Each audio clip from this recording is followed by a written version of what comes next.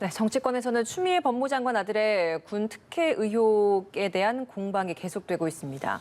어제 서 국방부 장관 인사청문회에서도 마찬가지였습니다. 한때 파행이 일기도 했는데요. 이 관련 내용 포함한 정치권 이슈들 박진영 더불어민주당 상근 대변인, 조청래 전 국민의힘 여의도연구원 부원장과 함께 짚어보겠습니다. 어서 오세요. 안녕하세요. 네, 그야말로 블랙홀인 것 같습니다. 모든 정기국회 일정이 다 추미애 장관 아들 의혹과 관련해서 다 물들어버리고 있는 상황인 것 같은데요. 대정부 질문부터 시작해서 어제 있었던 국방부 장관 후보자 인사청문회까지 다 추미애 장관 아들 관련된 의혹에 대한 질의가 좀 집중됐던 것 같습니다. 정기국회 오늘 대정부 질문 마지막 날이긴 합니다만 오늘도 역시 사회 분야 분도 있고 해서 추미애 장관이 출석하다 보니까 관련 질의가 또 있을 것 같거든요. 그러니까 지금까지 쭉 보이고 있는 정기국회 이 모습 좀 어떻게 보십니까? 뭐 야당이 여당의 장관의 그 사적인 문제에 대해서 비판할 수 있다는 생각이 듭니다. 그러나 조금 과하지 않는가 뭐 이런 생각이 드는 게요. 뭐 이 아들 문제가 병역 비리로 인해서 뭐 군대를 안 간 정도도 아니고 그런 상황에서 이 또 확인되지 않은 사실들이 이 또 청문회장에서도 나오고 이렇게 하면서 이것들이 또 언론을 통해서 확대 재생산되면서 지금 코로나 경제 위기로 상당히 위기인 상황에서 이런 이슈들을 가지고 전 국민이 또 양쪽으로 갈라져서 또 싸우게 되는 이런 상황을 만든다는 측면에서 좀 아쉬움이 있는 것 같습니다. 네. 예, 어떻습니까? 지금 말씀하신 것처럼 정기국회뿐만 아니라 국정 아젠다도 다 실종이 됐습니다. 근데 이게 이제 계속 새로운 사실이 나오고 있잖아요. 어제만 하더라도 뭐 병무청 병가 기록은 19일간이 빠져 있고요. 그다음 어제 국민의힘 법제사법위원들이 긴급 기자회견 한 거 보면 복무 기록이라든가 면담 기록이라든가 병무청 기록이라든가 기록마다 휴가 일수가 다 다르게 나와 있습니다. 계속 새로운 게 나오고 있는 거거든요. 지금 상황은 뭐냐면 국방부든 검찰이든 민주당이든 신뢰를 상실하고 있는 게 신뢰의 위기가 가장 큰 겁니다. 제가 뒤져보니까 데일리안에서 RN 리서치라는 여론조사 기관에 올해 했던 것 중에 8월 셋째 주 여론조사를 보면 지금 국정 운영에 가장 걸림돌이 되는 인사가 누구냐라고 물었을 때 추미애 장관이라고 한 답변이 40.6%가 나왔었습니다. 이 부분을 보더라도 지금 정부가 혹은 집권 여당이 이렇게 미온적으로 그냥 상황을 정리하지 않고 밀고 나가는 거에 대한 그 책임을 회피하기 힘들다고 보고요. 이게 계속 국정에 부담이 될 겁니다. 예. 앞으로도 지속될 거라고 봅니다. 어제 국방부 장관 후보자 인사청문회에서 나온 그 새로운 의혹 중에 하나가 신원식 의원이 제기했었던 그 민원실에 전화했었던 그 사람이 여성이었다. 네. 통화를 한 사람이 여성이었다라는 익명의 제보를 좀 공개를 한 부분이 있었습니다. 그런데 그 민원실에서 기록된 그 이름은 추미애 장관의 남편 이름이었다라는 부분 때문에 추미애 장관은 스스로가 전화를 직접 한 적은 없다라고 또 명확하게 얘기까지 한 상황이라서 거기에 대한 문제를 좀 제기한 것 같습니다. 이 부분은 어떻습니까? 우리 신원식 의원님이 이런 내용들을 내놓을 때 정확하게 내놓지 않으신 것 같아요. 예. 지난번에 이모 대령의 발언 같은 경우에도 평창 동계올림픽의 통역병 파견 문제도 여러 군데서 이제 그분은 또 청탁을 받은 것처럼 이렇게 또 말씀을 하셨고요. 또 용산 자대 배치 문제 때도 그 당시에는 추미애 대표도 야당이었고 또 그 당시에 또 그 대령이 말씀하시는 걸 들어보면 추미애 장관 가족들만 이야기한 것 같은데 다른 언론에서 보면 전체 가족들 수십 명 있는 데서 말씀하셨다 이렇게 좀 약간 정확잖아요. 이 내용도 저는 비슷하다고 봅니다. 추미애 장관님 목소리 들어보셨죠? 민원실 전화에 녹음된 제가 봤을 때 추미애 장관님 목소리가 독특해요. 누구나 들으면 알 수 있어요. 이걸 확인하는 차원에서 들었다면 추미애 장관 목소리인지 아닌지 분명하게 알 수 있는데 그렇게 이야기하지 않잖아요. 여성의 목소리다. 그리고 남긴 사인은 누구 남편 것이다. 이런 식으로 하면서 의혹을 만들어내는 어떤 좀 전략적 모성 이런 것들을 통해 가지고 언론을 통해서 증폭시키는 저는 이런 측면이 있다고 보고요. 사실 추미애 장관이 벌써 한번 사과를 했습니다. 이런 차원이 있기 때문에 이 문제는 저는 녹취 파일이라는 것들이 검찰이 또 압수수색을 다 해갔단 말이에요. 예. 검찰의 수사 결과를 보면서 정확하게 팩트를 가지고 이야기하는 게 맞지 이렇게 좀 의혹 부풀리기는 조금 문제가 있지 않나 이런 생각이 듭니다. 예, 말씀하시는 것처럼 서씨 측 변호인들도 이야기를 하는 게 추미애 장관이 마치 전화를 직접 한 것처럼 의혹을 부풀리는 주장에 불과하다라는 이야기를 하고 있습니다. 이 좀 신원식 의원이 공개한 내용은 저는 이렇다고 생각합니다. 녹취록을 전면으로 까지 않으면 제보 내용을 일일이 확인해서 이렇게 기자회견이나 이걸 통해서 풀 수가 없는 거잖아요. 지금 말씀하셨지만 추미애 장관께서 나는 전화 안 했다 그랬고, 그리고 남편에게는 확인할 행편이 못 된다고 그랬으니까 국민들이 볼 때 이게 다 이상한 거예요. 그리고 국방부 민원실에 전화한 그 민원실 보고 내용도 보면 부모님이 전화를 했다 이렇게 되어 있습니다. 분의 어떤 보고 체계가 아버지면 아버지고 어머니면 어머니지 부모님이 전화했다 이런 식의 애매모호한 규정을 쓰질 않는 거거든요. 지금 말씀하신 것처럼 검찰에서 녹취록을 확보했다 그러니까 금명간에 드러날 거라고 생각합니다. 오래 끌 의혹은 아니라고 보는 것이고요. 예. 확실하게 얘기하면 되는 겁니다. 했으면 했고 안 했으면 안 했고. 알겠습니다. 어제 그 민주당 인사들의 좀 부적절한 비유 발언들이 좀 나오면서 역풍을 맞는 일도 있었습니다. 서욱 국방장관 후보자 청문회에서 민주당의 홍영표 의원 의혹 제기에 대해서 쿠데타 세력이라는 표현을 사용하면서 논란이 있기도 했고, 민주당의 박성중 원내대변인 역시도 추 장관 아들 서 씨를 안중근 의사의 비유를 하는 표현을 썼다가 나중에 그 부분을 삭제를 하고 또 사과하는 일도 있었습니다. 부적절한 비유 논란은 사실 이 사태 초반에도 좀 몇 번 있었던 바가 있었고 정정하고 또 사과하는 일도 있었는데 당내에서 왜 자꾸 이런 일이 일어난다고 보세요? 그 사실 이제 추미애 장관께서도 초반에 뭐 소설 쓰고 있네 이런 표현을 하시다 보니까 이제 좀 감정적인 문제가 야당 의원들이 특히 격하게 했는 부분도 있는데요. 그 부분은 이제 뭐 일단 사과를 하셨고요. 홍영표 원내대표 같은 경우에도 마지막에는 이제 쿠데타 이야기를 하시면서 이거 개인적 소견이다 이런 이야기를 하셨는데요. 제가 미루어 짐작하기로는 이제 국방위에서 제가 아까 말씀드린 것처럼 신원식 의원이 확인되지 않은 의혹들을 자꾸 말씀을 하시니까 이걸 과도하게 이 양반이 나름 중진이지 않습니까? 중진 입장에서 이게 과연 이 과거에 쿠데타도 있고 병역 비리도 있고 수많은 것들이 있었는데 이렇게 키워야 될 것인가 이렇게 하시다 보니까 나온 것 같은데요. 제가 보기에는 그런 측면이 있습니다. 개인적 측면인데요. 제 생각인데 첫 번째는 이 우리 당내 의원들이 추미애 의원의 문제가 법률적으로는 문제가 되지 않을 것이라는 확신을 갖고 있는 것 같습니다. 그러다 보니까 초반에 우리가 방어를 안 했단 말이에요. 근데 지금 개인적 차원에서 이렇게 방어를 놀리고 하고 있는 것이고요. 두 번째는 이제 그렇게 하다 보니까 상대 쪽에서 확인되지 않은 정쟁적 요소를 가지고 가다 보니까 여기서 과하게 대응하다 보니까 이게 아마 좀 말이 조금씩 이렇게 헛나가는 이런 상황도 있는 것 같은데요. 어쨌든 간에 제가 보기에는 좀 좋지 않은 표현인 것 같습니다. 예. 알겠습니다. 이게 뭐 한 사람을 지키기 위해서 이렇게까지 해야 되는가 하는 의구심과 자괴감도 들고요. 지금 박 대변인께서 말씀하셨는데 처음부터 해명한 것이 그 다음날 거짓으로 드러나고 그 다음날 거짓으로 드러나고 이 일련의 흐름과 과정이 있었습니다. 어떤 제보가 부정확하다고 하시는 건지 저는 잘 모르겠는데 이 부분은 제가 볼 때는 모든 사안을 검찰 수사 중이니까 얘기할 수 없다, 언급할 수 없다고 하던 민주당 의원들께서 지금은 단정적으로 아니다, 양심상 아니다, 특혜가 아니다 이러고 나오시는 거잖아요.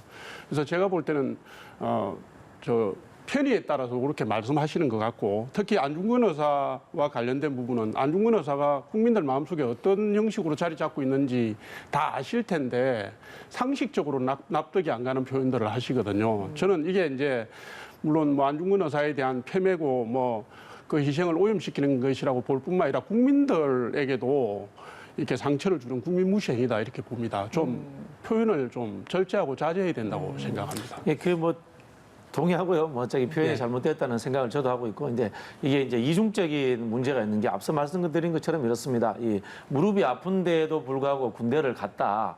이런데 이게 대단한 병역 비리도 아니고 우리 과거에 사실 우리 이 상류층들의 이 기득권들의 군 복무하지 않는 비리 이런 게 많았지 않습니까? 이런 측면에 봤을 때는 이게 큰 사건이 아닌데 왜 이렇게 키우느냐? 이걸 이제 옹호하다 보니까 이런 상황이 좀 나온 것 같은데요. 어쨌든 간에 이런 측면이 있습니다. 이게 보면은 이 전화로 이렇게 군대 휴가를 연장한 건들이 최근에 사고는 한 3천 건 정도 되지 않습니까?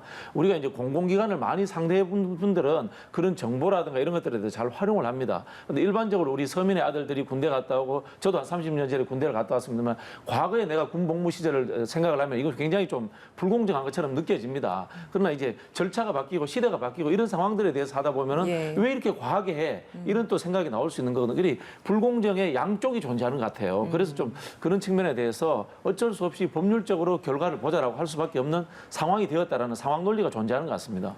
알겠습니다. 민주당 윤리감찰단 출범 이야기도 좀 해보겠습니다. 첫 대상이 이스타항공 정리해고 논란의 핵심에 있었던 이상직 의원, 그리고 재산신고 누락 의혹이 일고 있는 김홍걸 의원이 여기에 포함이 됐습니다. 민주당 차원의 공수처라는 표현까지 좀 사용을 하던데 그에 부합하는 좀 역할을 잘 해낼 수 있을 거라고 좀 보십니까? 저희가 원래 그 윤리심판원이라는 기구가 있습니다. 여기는 심판원이기 때문에 이제 법원, 이제 실제로 최종 결정을 하는 기구고 윤리감찰단은 이제 검찰이라고 생각하시면 될 것 같습니다. 당내에서 아직 이분들이 뭐 법률적인 문제가 제기되지 않아서 기소가 된다 이렇게 안 했기 때문에 당내에서 이제 우선적으로 조사를 해보겠다 이런 취지에서 이분들을 한 거고요.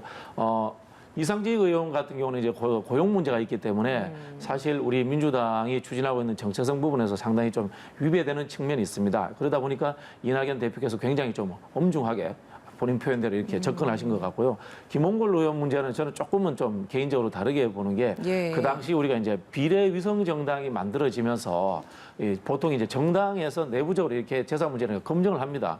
그 시스템이 좀 약했던 측면이 있고요. 특히 또 이 비례를 처음으로 하는 의원들 같은 경우에는 보좌진 자리라든가 그런 경험이 없다 보니까 이런 좀 누락이 이런 경우가 있을 수 있습니다. 그럼에도 불구하고 이것이 어쨌든 간에 국민적인 이제 감정의 문제 또 한편으로는 좀 고의적으로 누락된 것은 법률적 문제가 있기 때문에 사전적으로 당에서 한번 검증을 해보자 이런 측면에서 아마 제소를 한 것 같습니다. 근데 윤미향 의원이 조사 대상에서 빠진 건 좀 어떻게 봐야 될까요? 예. 윤미향 의원 같은 경우에는 검찰에 이미 기소가 되었기 때문에 당원 당규상에 의해 가지고 당원권이 정지가 됩니다. 현재 당원이 아닌 상황인 것으로 유사하게 우리가 판단하기 때문에 당내에서 하는 것이 아니고 이미 법률적 절차로 넘어갔다 이렇게 봤기 때문에 제외된 상황인 거죠. 더 좀 이렇게 진행이 되었고 어떻게 보자면 좀 더 심각한 상황이다 이렇게 볼 수 있는 거죠. 지금 차원에서는 당 차원에서 다룰 사안이 아니다. 그렇죠. 예. 알겠습니다. 그러니까 총선 전부터 지금까지 민주당의 그 대응을 보면 막말 파동이든 뭐 성추문이든 그다음에 개인 비리든지 간에 검찰 수사 중이니까 보자. 검찰 수사에 영향을 미치는 행위니까 우리 입장은 유보한다 이렇게 왔거든요. 근데 이제 늦었지만 뭐 윤리 감찰원, 뭐 감찰단, 뭐 윤리 심판원 이렇게 해서 실체적 진실을 규명하는 데 들어간 건 다행입니다. 근데 지금 이스타 항공만 하더라도 체불 임금만 250억, 그다음 정리해고 인원이 600명인데 이게 지금 문제가 불거진 게 총선 전부터예요. 근데 지금까지 민주당이 이렇게 끌고 오다가 이낙연 대표 체제 들어서고 이제 와서 이 하는 것도 제가 볼 때는 책임 있는 집권 여당의 자세가 아니고요. 그다음에 윤미향 의원 사건은 예를 들어서 검찰에서 기소를 했기 때문에 당원권을 정지한다. 이건 일반적인 사안인 겁니다. 이미 그 위안부 할머니들 활동을 근거로 해서 국민들에게 비례대표 의원으로 공천한 집권당의 책임이 있는 겁니다. 그러면 당원권 정지만 하고 당직 직무 정지만 하면 끝이냐.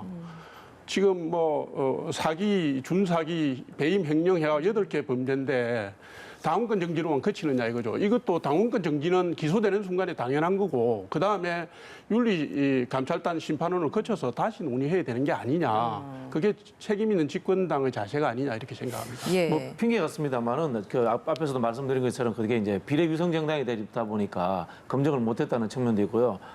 또 한편으로 보면 이제 윤미향 의원 같은 경우 이제 보통 우리 의혹이 나왔던 11개의 내용들에 대부분 없어졌어요. 새로운 것들이 이렇게 기소되는 이런 측면인데 예를 들자면은 뭐 이렇게 돈을 받아가지고 다른 유학 비용으로 됐다, 집을 사는 데 들어갔다, 이런 것들이 이제 실제가 아닌 걸로 밝혀졌단 말입니다. 이 상황이 뭐냐면은 실제로 언론에서 이런 내용들이 나왔어요. 근데 언론에서 나온 내용들이 가짜 뉴스다 보니까 저희도 사실 그걸 다 믿을 수 없고 의혹을 판단할 수 없는 거예요. 저희가 법률기구가 아니지 않습니까? 검찰이나 경찰처럼 조사도 할 수 없고 그러다 보니까 이 사안에 대해서 명확하게 저희도 이 사람 나빠, 잘라 이렇게 할 수가 없는 상황이 됐다는 것에 대해서 이게 또 상황 논리 같습니다만은 실제로 좀 언론들도 이렇게 하실 때 좀 확인된 것을 가지고 그것을 가지고 깊이 파준다면은 저희가 쉽게 수용할 수 있는데 던지듯이 확 뿌려버리니까 저희 스스로도 판단할 수 없는 상황이 왔던 겁니다. 네.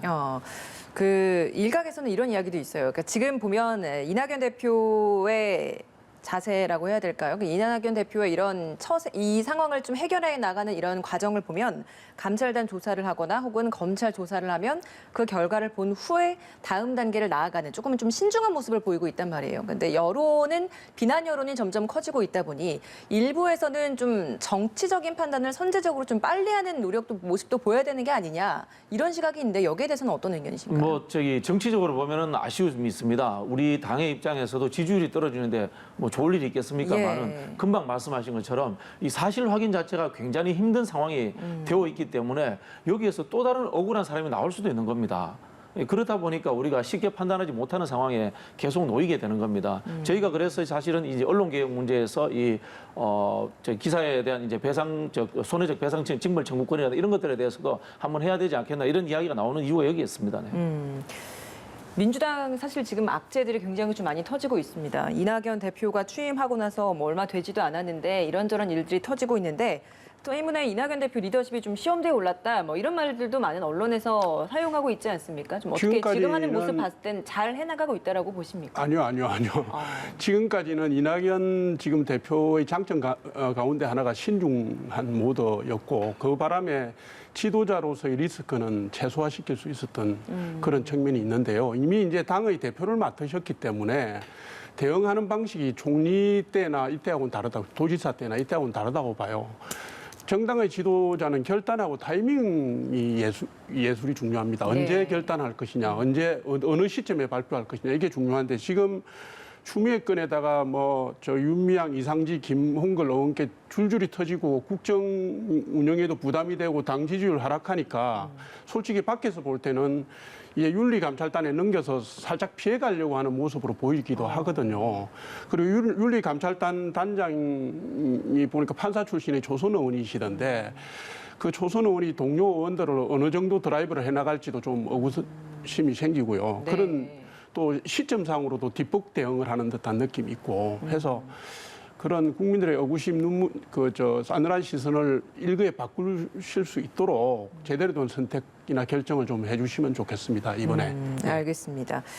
4차 추경 관련된 이야기도 좀 해보겠습니다. 전 국민 통신비 2만 원 지급 이 부분이 가장 논란이 됐었는데 흔히들 우리가 범여권이다라고 이야기를 하고 있는 열린민주당에서까지 비판하는 목소리가 나왔습니다. 22일 날 본회의를 열고 이걸 4차 추경안을 처리시키겠다라는 데까지는 합의는 했는데 과연 그 주말 사이에 이견이 있는 이 부분을 어느 정도까지 좀 합의를 좀 만들어낼 수 있을까라는 데에서는 여전히 물음표가 남는 것 같거든요. 어떻게 예상하십니까? 사실은 이제 우리 추경 관련해서 정부 여당이라고 합니다만은 정부 쪽에 이제 기재부에서 이제 주도를 하다 보니까 이 선별로 이렇게 흐름으로 잡히고 이 상황에서 저희도 사실 좀 정확치 못한 점이 사실 있었던 것 같고요. 근데 이제 통신비 문제는 이런 부분이 있습니다. 우리가 이제 핸드폰이라는 게 기본 생활 도구입니다. 그리고 한 번씩 재난 상황에 가장 구제할 수 있는 소통 통로라는 측면에서 이것도 의미는 있다.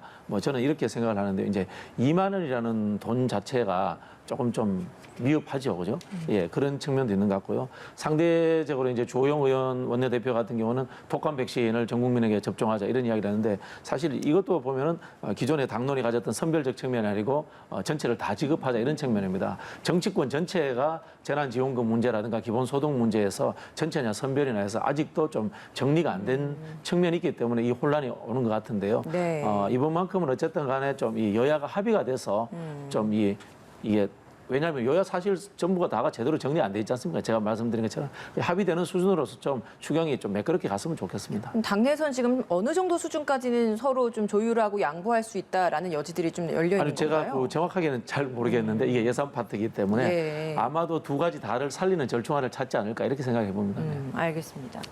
지금 민주당은 통신비 부분을 지금에 와서 포기할 수가 없겠죠.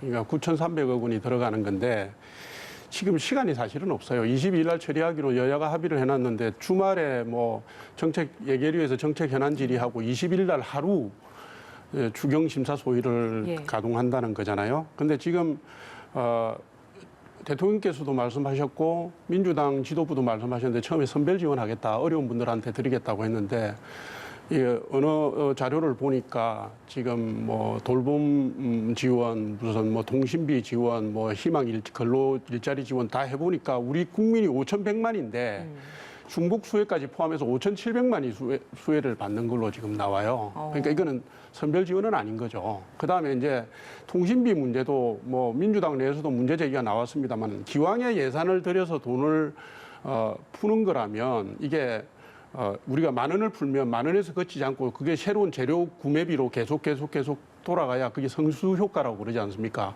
10,000원을 쓰더라도 10만 원을 쓸 수 있는 효과를 낼 수가 있는데 이 통신비 같은 경우는 통신사에 주고 나면 확산 효과가 전혀 없거든요. 네. 게다가 지금 언론에 쭉 나온 거 보면 3차 추경에서 확보한 예산들이 다 집행이 안 되고 있어요. 코로나 관련 지원도 뭐 9조 정도 남았다고 그러고 그다음에 오늘 아침 신문에 희망 근로 지원 사업에 21.3% 그러니까 그것도 약 1조 가까이 지금 그 예산이 남았다고 그러는데 다시 거기에다가 24,000개 일자리 더 만들겠다고 800억을 다시 집어넣는 거거든요. 올해 적자 규모가 111조입니다. 그러면 불효불급한 건 좀 빼고 좀 국가 재정도 좀 생각하고 실제로 선별 지원을 하기로 했으면 제대로 된 선별 지원을 하든지 그런 좀 원칙적이고 이렇게 국민이 신뢰할 수 있는 방법으로 가면 좋겠어요. 그런 것들을 국회 예결위에서 다 검증을 해야 되는 거 아닙니까? 지금 예를 들어서 그 지원하는 행정비용만 300억이 든다는 거 아닙니까? 지금 선별 지원이란 명목 때문에. 네. 그러니까 제가 볼 때는 적정 부분 빼고 넣고 어느 정도 조정을 할 것 같은데 예를 들면 뭐 백신뿐만 아니라 통신비 부분은 민주당에서 절대 안 물러서려고 할 것 같다 이 얘기를 말씀을 드리는 거죠. 그래서 난항이 좀 예상된다 이 말씀을 드립니다. 알겠습니다. 더 핵심적으로 짚어야 할 것은 사실 그 추경안 내용적인 면에 있어서 더 필요한 것인지 뺄 것은 빼야 되는 것인지라는 것을 좀 검증을 해야 되는데 좀 다른 부분에 있어서 좀 더 집중적으로 서로 그렇죠. 좀 공방이 좀 생기는 게 아닌가라는 추미애 장관 아들 생각이 듭니다. 공방할 시간에 그거 사실 여야가 머리 맞대고 세세하게 봐야죠. 네. 알겠습니다. 주제를 좀 바꿔보겠습니다. 박병수 국회의장이 취임 100일을 맞았는데 뭐 코로나19 상황 속이다 보니 조용하게 100일 관련 기자회견을 했습니다. 여기에서 했던 내용 중에 하나가 2022년에 대선과 지방선거가 있는데 이걸 동시에 치르자 이런 부분에 대해서 좀 제안을 했습니다. 3월에 대선이 있고 6월에 지방선거가 있는데 3개월간에 있다 보니까 이게 국력 소모가 너무 크다라는 입장을 이야기를 한 건데 이게 현실적으로 좀 가능한 겁니까? 어떻습니까? 이제 지방자치법을 바꾸면 되는 사안인데요. 이거는 뭐 당론과 별개로 제 개인적인 네. 이쪽 제가 전공자니까 좀 소신을 말씀을 드리자면요. 네. 이제 행정 효율성이라든가 경제적 비용 문제를 보자면은 합치는 게 좋을 수도 있습니다만은 민주주의라는 측면과 지방자치의 정상화라는 측면에서 같이 하는 것은 상당히 문제가 있을 수 있습니다. 사실은 같이 하게 된다면은 지방자치 정신이 중앙정치에 완벽하게 종속되는 결과가 나오고 있고요. 저는 예전에 그런 개인적인 주장도 한 적이 있는데 지금 전국 동시지방선거를 우리가 하고 있지 않습니까? 이건 역시 지방선거를 중앙정쟁화시키는 요소가 되고 있기 때문에 지방선거를 도별로 분산하면 어떤가? 제가 어디 토론에서 그런 아이디어도 내본 적이 있는데요. 실제로 우리 지방자치가 이제 우리 생활을 책임지는 특히 이제 코로나나 이렇게 재난지원금 나가는 구조들을 보면요. 중앙정부보다 지방정부가 하는 게 훨씬 더 효율적입니다. 이런 것들을 생각한다면은 지방자치의 정상화와 독립화라는 측면에서 억지로 이렇게 합칠 필요는 없지 않겠나 하는 게 제 개인 소견입니다. 저도 공감입니다. 공감이고 이게 지금 뭐 선거가 많기는 해요. 국회의원 총선거, 지방선거, 대통령 선거, 뭐 재보선까지 하면 근데 이제 이 재보선은 1년에 2번 있던 걸 한 번으로 줄였잖아요. 네. 근데 이 지금 아마 대통령 선거하고 지방선거가 2022년에 3개월 간격으로 있다 보니까 이걸 합칠 수 있는 절호의 기회다고 생각해서 의장께서 말씀하신 것 같은데 지금 말씀하신 것처럼 대통령 선거의 흡입력이 워낙 강하기 때문에 이 출투표 경향을 벗어나기 힘들고요. 지방선거의 자치성과 뭐 자율성과 이런 합리성을 견제하기도 힘들다고 봅니다. 그래서 저는 이거를 갖다가 뭐 지방자치법도 그렇고 공직선거법도 아마 개정을 해야 될 모양인데 이거 좀 시간 갖고 수기를 하는 과정이 필요하고요. 사회적인 합의를 좀 도출하는 과정이 필요하다고 봅니다. 앞으로 그러면 국회 내에서도 이런 논의는 있어야 한다라고 논의가 보시나요? 있어야죠. 뭐 당장 제가 예를 들어 보겠습니다. 서울시장하고 부산시장이 보궐 상태인데 행정 책임자가 없는 상태에서 1년씩 끌고 있습니다. 국회의원이면은 뭐 좀 뭐 300명 중에 한 명이 그렇다고 치지만은 행정을 책임져야 될 분이 1년이 빈 공간이 있다.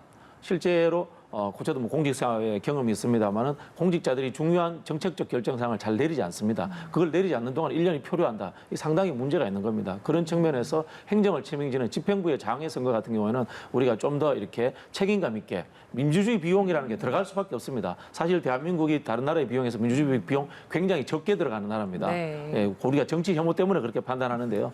그게 다 국민의 손해로 가니까 좀 그래 적극적으로 판단했으면 좋겠습니다. 네. 그러니까 보궐선거도 이제 치러지게 될 텐데 보궐선거 규모가 좀 굉장히 좀 커졌다라고들 하지 않습니까? 특히 부산시장 같은 경우에는 이미 야권에서는 도전을 하겠다라는 후보들이 조금씩 이제 이름이 좀 거론이 되고 있는 것 같은데 여권에서는 후보를 좀 내야 한다라고 보십니까? 어떻습니까? 내야 하는지 아닌지가 아니라 반드시 낼 겁니다. 지난번 전당대회에서도 그게 논의의 핵심 쟁점 중에 하나였고요. 또 아마 부산과 서울시장 선거의 상징성을 볼 때 안 낼 수 없을 거라고 봅니다. 그러니까 지금 이제 부산시장 선거는 국민의힘에서는 한 10여 분 정도가 거론이 되고 있는데 아직 내년 4월 7일 선거 분위기가 안 만들어졌어요.